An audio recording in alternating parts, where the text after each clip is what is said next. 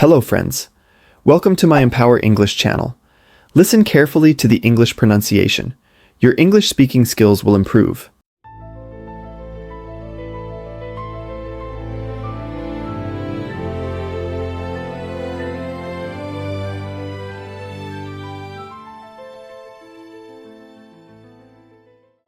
My story starts in late July.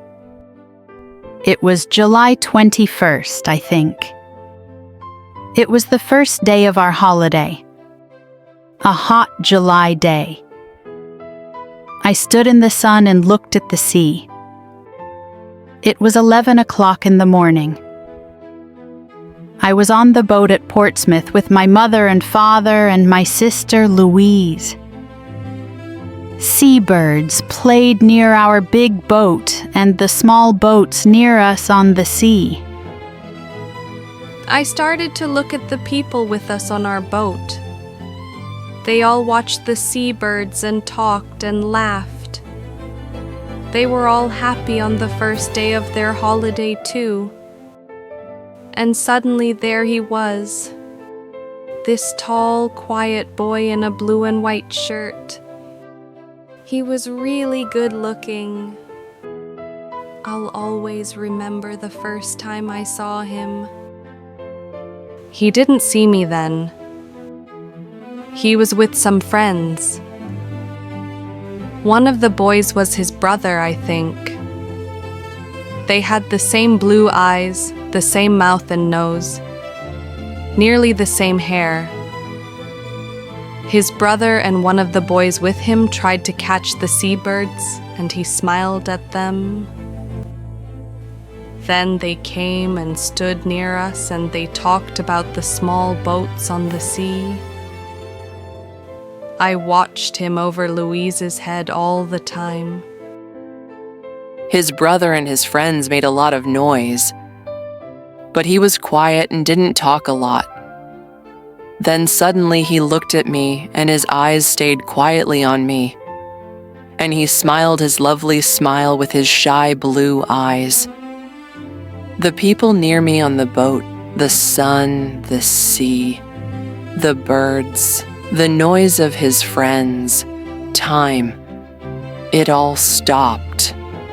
At that moment there was only him and me and him and his smile for me, only the two of us.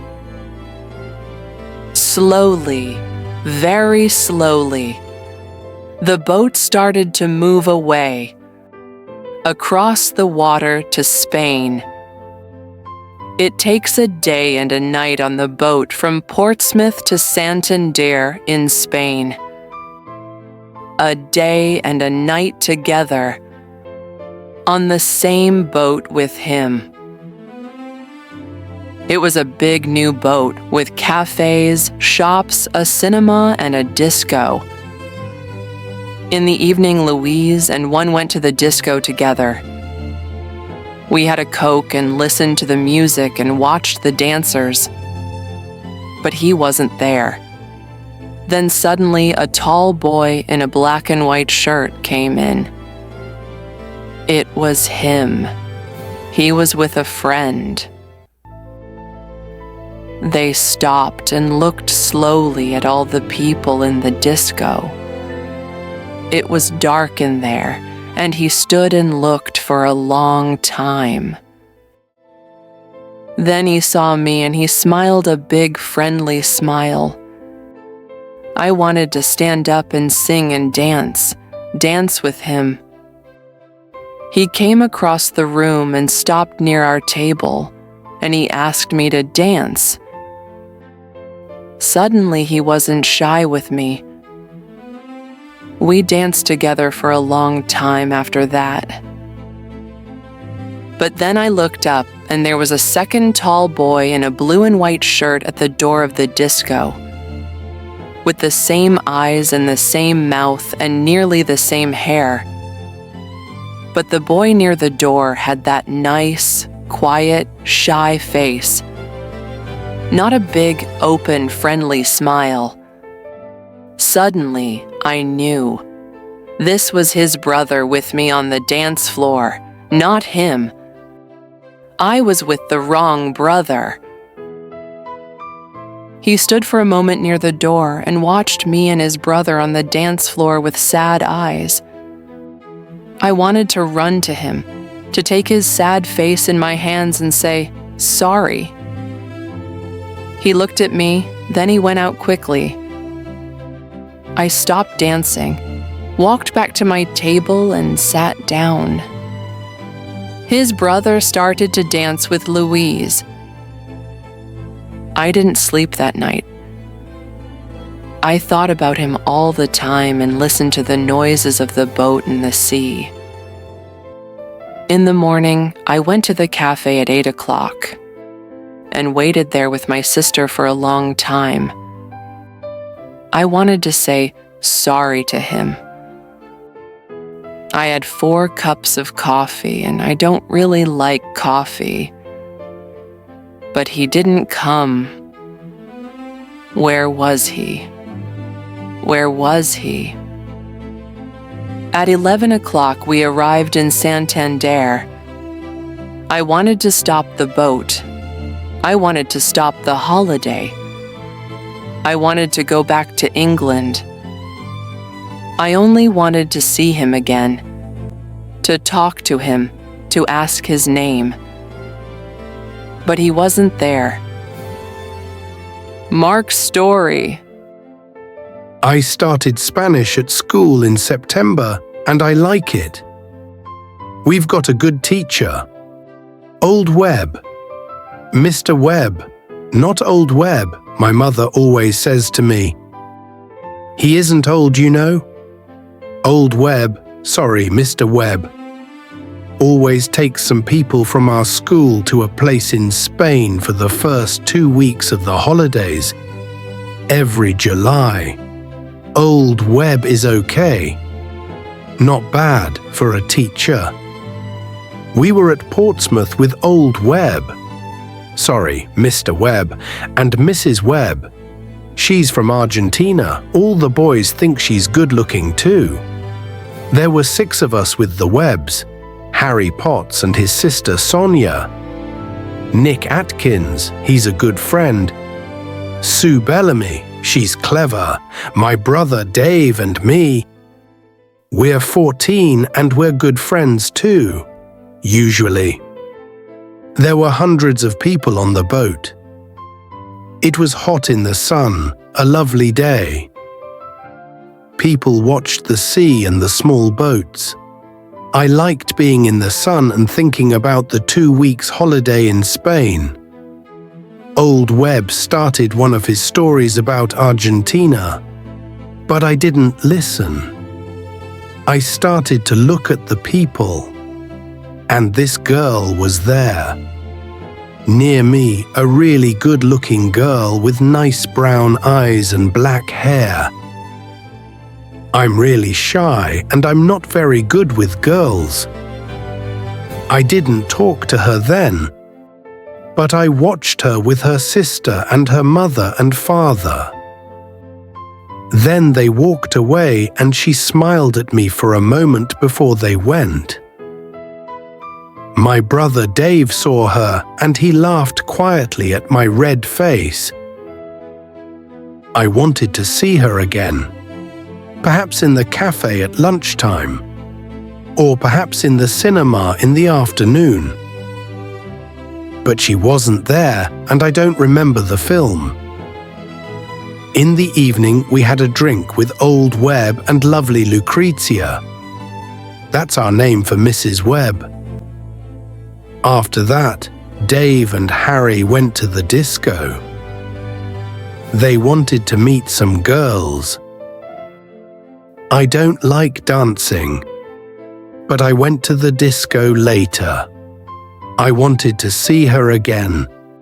The lovely girl with the dancing brown eyes and the nice smile. It was dark in the disco, and I stood near the door and watched the dancers.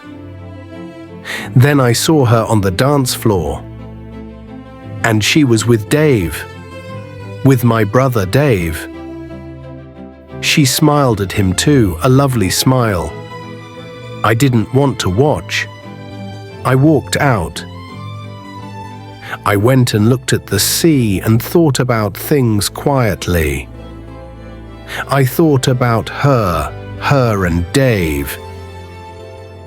I was up early in the morning, before 6 o'clock. I went out again and watched the early morning sun and the sea.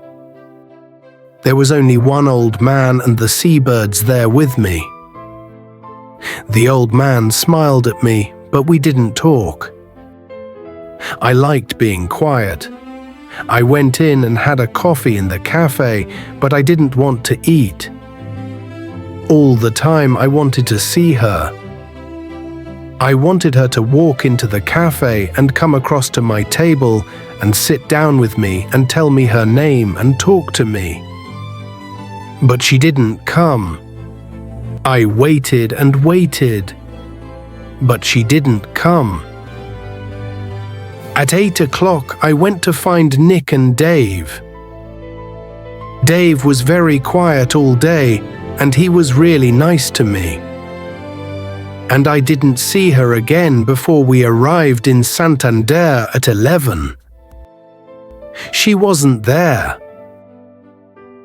The town story. Comillas is a small town 50 kilometers from Santander, near the sea.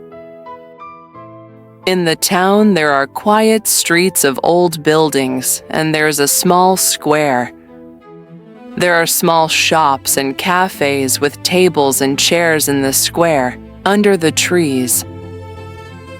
A lot of people from Madrid come to Comillas for their holidays, and a lot of people from England stay in the town too. In the evenings in June and July and August, people like to walk in the streets of Comillas. They stop in the square and stand and talk together. Their children play together. Some people sit at the cafe tables and have a drink and watch the children or read their newspapers or talk. It was disco night in Comillas. On the evening after the boat arrived, in Santander from Portsmouth, there were a lot of people in the square. Spanish people from Comillas and Madrid, but families from England and France and Germany and Holland too. Some of the English families from the boat were there now, in Comillas for a night or two. Donna was there with her family at a table under some trees. Her eyes were on the dancers, but she didn't see them. The music was in her ears, but she didn't hear it. She didn't want to look or listen or dance. She didn't want to be there. She only wanted to see the lovely shy boy from the boat, perhaps to dance with him. First, Mr. and Mrs. Webb wanted to go to a little place near the beach where they always had good fish. They wanted to have a good time on their first evening in Spain. And later there was the disco in the square at Comillas. Mark didn't want to go. He didn't want to eat or dance or talk and laugh. He wanted to sit quietly and think about the good-looking girl on the boat. Where was she now? But Dave and Harry and Nick and Sue all wanted him to go. Later that evening, he walked into the square at Comillas with his friends. They found a table at one of the cafes and they all sat down. Mark looked slowly at the people at the tables near them. Donna looked sadly at the people dancing and standing in the square. Then their eyes met. Time stopped. He was here. She was here. He smiled at her with his nice blue eyes. She smiled back at him with her dark brown eyes. Suddenly, he wasn't shy. He stood up and started to walk across to her. She was on her feet. Their hands met. She wanted to dance now, only with him. The others watched and smiled. They all knew. And Dave watched and smiled happily. You see, only Dave really knew the story. Only Dave knew his plan for his brother. And Donna and Mark started to dance. They were together.